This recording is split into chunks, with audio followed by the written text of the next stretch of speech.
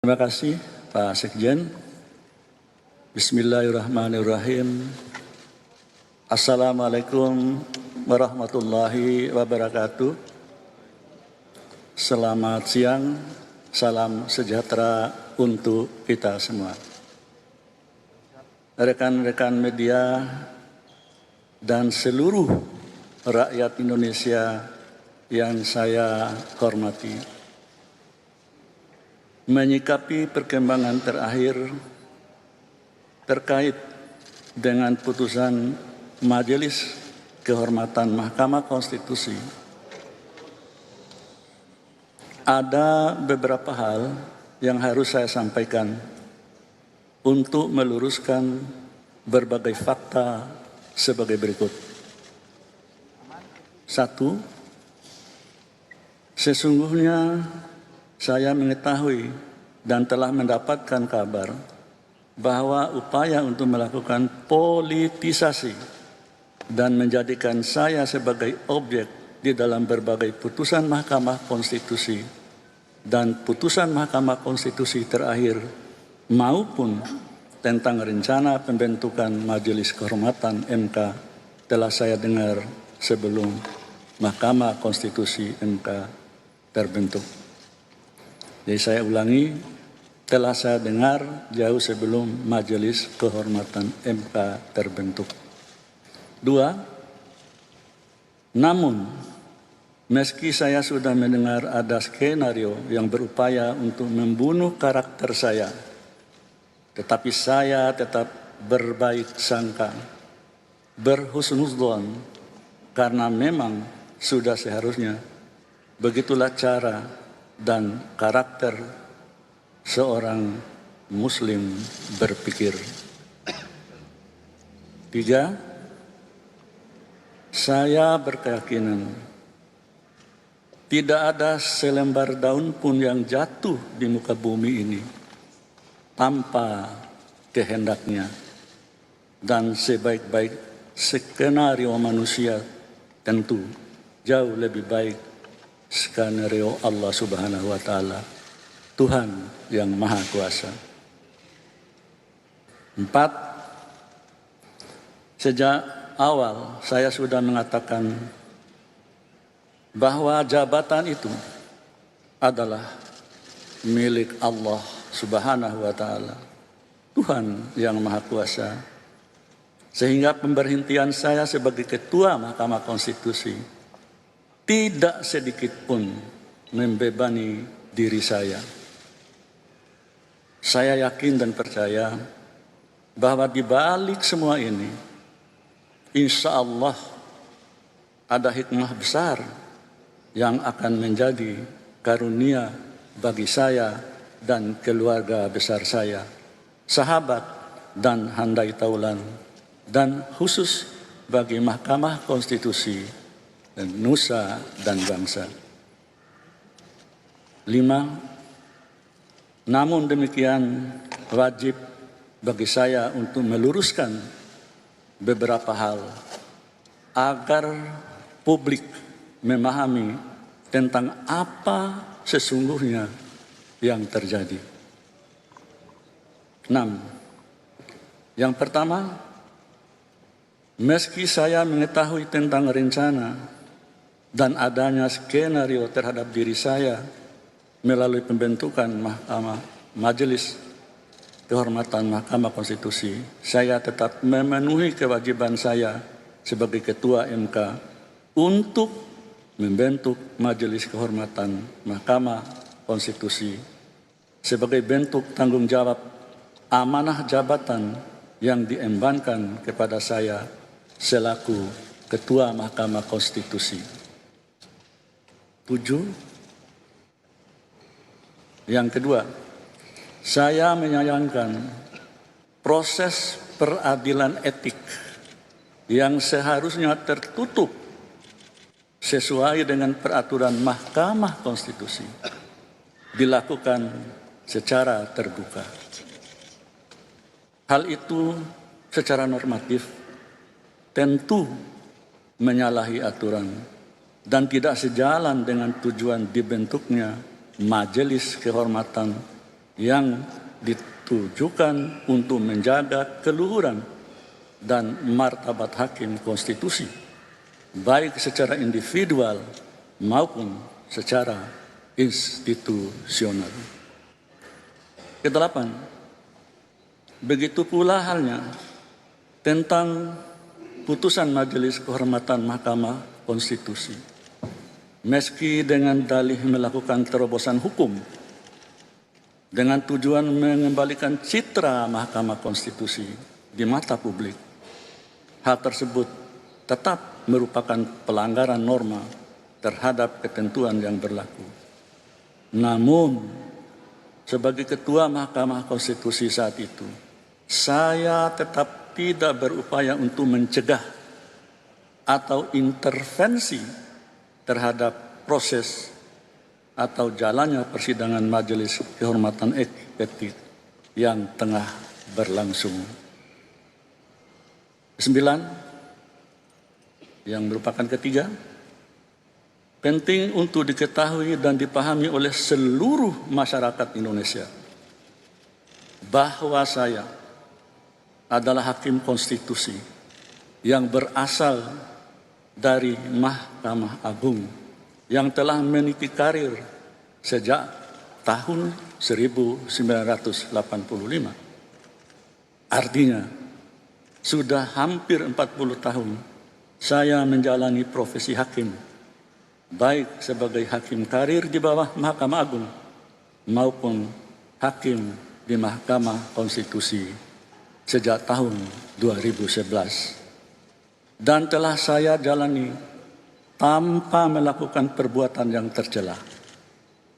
Saya tidak pernah berurusan dengan komisi yudisial atau badan pengawas Mahkamah Agung. Juga tidak pernah melanggar etik sebagai hakim konstitusi sejak diberi amanah pada tahun 2011. 10, yang merupakan bagian keempat. Saya menyadari dengan sepenuh hati ketika menangani perkara pengujian undang-undang pemilu, khususnya terkait dengan batas usia capres dan cawapres. Perkara tersebut sangat kuat nuansa politiknya. Namun, sebagai hakim konstitusi yang berasal dari hakim karir, saya tetap patuh terhadap asas dan ketentuan hukum yang berlaku.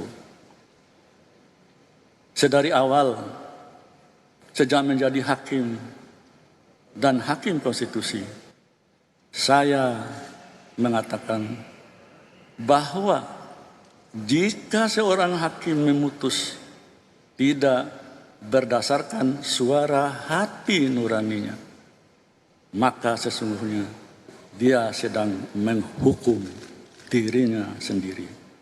Dan pengadilan tertinggi sesungguhnya adalah pengadilan hati nurani.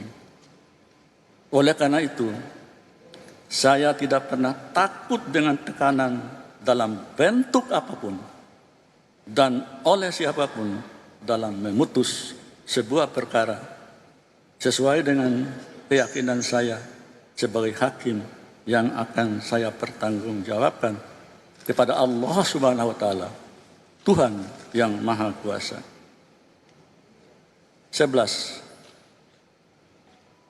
Fitnah yang dialamatkan pada saya terkait penanganan perkara nomor 90 /PUU /21 adalah fitnah yang amat keji dan sama sekali tidak berdasarkan atas hukum dan fakta. Saya tidak akan mengorbankan diri saya, martabat saya, dan kehormatan saya di ujung masa pengabdian saya sebagai hakim demi meloloskan pasangan calon tertentu. Lagi pula, perkara pengujian undang-undang hanya menyangkut norma, bukan kasus konkret. Dan pengambilan putusannya pun bersifat kolektif kolegial oleh 9 orang hakim konstitusi, bukan oleh seorang ketua semata. Demikian pula, dalam alam demokrasi seperti saat ini, rakyatlah yang akan menentukan siapa calon pemimpin yang akan dipilihnya kelak sebagai presiden dan wakil presiden, yang walaupun calon itu sudah ada di Lauhil Mahfuz. 12. Dalam penanganan perkara nomor 90 garis miring PUU garis miring 21 garis miring 2023 sebagai hakim karir, saya tetap mematuhi asas dan norma yang berlaku di dalam memutus perkara dimaksud. Terkait dengan isu konflik kepentingan, ini tolong dicatat, conflict of interest, supaya tidak terjadi salah persepsi rekan-rekan wartawan maupun seluruh rakyat Indonesia. Saya ulangi, dalam penanganan perkara nomor 90 garis miring PUU garis datar 21 garis miring 2023 sebagai hakim karir, saya tetap mematuhi asas dan norma yang berlaku di dalam memutus perkara dimaksud. Terkait dengan isu konflik kepentingan, conflict of interest, sejak era kepemimpinan Profesor Jimli Asyidiki dalam putusan nomor 004 garis miring PUU garis datar 1 garis miring 2003, kemudian putusan nomor 066 garis miring PUU garis datar 2 garis miring 2004, kemudian putusan nomor 5 garis miring PUU garis miring 4 garis miring 2006 yang membatalkan pengawasan Komisi Yudisial terhadap hakim konstitusi. Jadi sejak zaman Prof. Jimli, mulai tahun 2003 sudah ada pengertian dan penjelasan mengenai conflict of interest.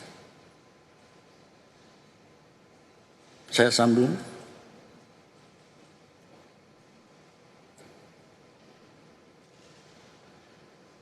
Putusan nomor 48 garis miring PUU garis miring 9 garis miring 2011, kemudian putusan nomor 49 garis miring PUU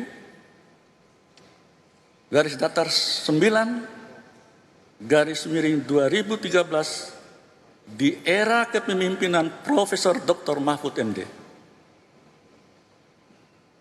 Kemudian putusan nomor 97 garis miring PUU garis datar 11 garis miring 2013. Kemudian putusan nomor 1 garis datar 2 garis miring PUU garis datar 12 garis miring 2014 yang membatalkan Perpu Mahkamah Konstitusi di era kepemimpinan Bapak Hamdan Zulfa. Lalu putusan perkara nomor 53 garis miring PUU garis datar 14 garis miring 2016. Kemudian putusan nomor 53 garis miring PUU garis datar 14 garis miring 2016 di era kepemimpinan Profesor Dr. Arif Hidayat. Selanjutnya putusan perkara nomor 96 garis miring PUU garis datar 18 garis miring 2020. Dalam putusan tersebut, maksudnya putusan 96 tahun 2020 itu, terhadap pengujian pasal 87A, karena norma tersebut menyangkut jabatan ketua dan wakil ketua, dan ketika itu saya adalah ketua MK dan wakilnya adalah Profesor Dr. Asvanto. Meskipun menyangkut diri saya tidak mempertahankan jabatan saya. Namun saya tetap melakukan dissenting opinion. Termasuk kepentingan langsung Profesor Dr. Saldi Isra dalam pasal 87B terkait dengan usia yang belum memenuhi syarat. Jadi adik-adik, rekan-rekan wartawan bisa melihat rangkaian cerita makna konflik kepentingan. Ternyata mulai dari tahun 2003 di era kepemimpinan Pak Jimli Asyidik sudah ada. Dan itu ada beberapa putusan. Baik, saya sambung. 13. Dengan berbagai jurisprudensi di atas yang pada intinya menjelaskan bahwa perkara pengujian undang-undang di Mahkamah Konstitusi adalah penanganan perkara yang bersifat umum, bukan penanganan perkara yang bersifat pribadi atau individual yang bersifat private. Maka berdasarkan jurisprudensi di atas dan norma hukum yang berlaku, pertanyaannya adalah, apakah sebagai hakim konstitusi dan ketua Mahkamah Konstitusi saya harus mengingkari putusan-putusan terdahulu? Saya ulangi biar jelas. Apakah sebagai hakim konstitusi dan ketua Mahkamah Konstitusi saya harus mengingkari putusan-putusan terdahulu karena disebabkan adanya tekanan publik atau pihak tertentu atas kepentingan tertentu pula? Atau saya harus mundur dari penanganan perkara 96 garis miring PUU garis miring 18 garis miring 2020 demi menyelamatkan diri sendiri? Sebagaimana saya jelaskan di atas, jika hal itu saya lakukan, maka sama halnya saya menghukum diri saya sendiri. Karena tidak sesuai dengan keyakinan saya sebagai hakim dalam memutus perkara. Bahkan secara logis, sangat mudah bagi saya untuk sekedar menyelamatkan diri sendiri dengan tidak ikut memutus perkara tersebut. Karena jika niat saya dan para hakim konstitusi untuk memutus perkara tersebut ditujukan untuk meloloskan pasangan calon tertentu, toh juga bukan kami yang nantinya punya hak untuk mengusung calon presiden dan calon wakil presiden, dan yang akan menentukan siapa calon pasangan terpilih kelak tentu rakyatlah yang menentukan hak pilihnya melalui pemilihan umum. 14. Telah berulang kali saya sampaikan di hadapan publik nukilan ayat Quran dan kisah-kisah di zaman Rasulullah dan para sahabat tentang pentingnya berlaku adil, apalagi bagi seorang hakim. Namun fitnah yang keji justru datang kepada saya bahwa saya dianggap menggunakan dalil agama untuk kepentingan tertentu. Na'udzubillahi min dzalik.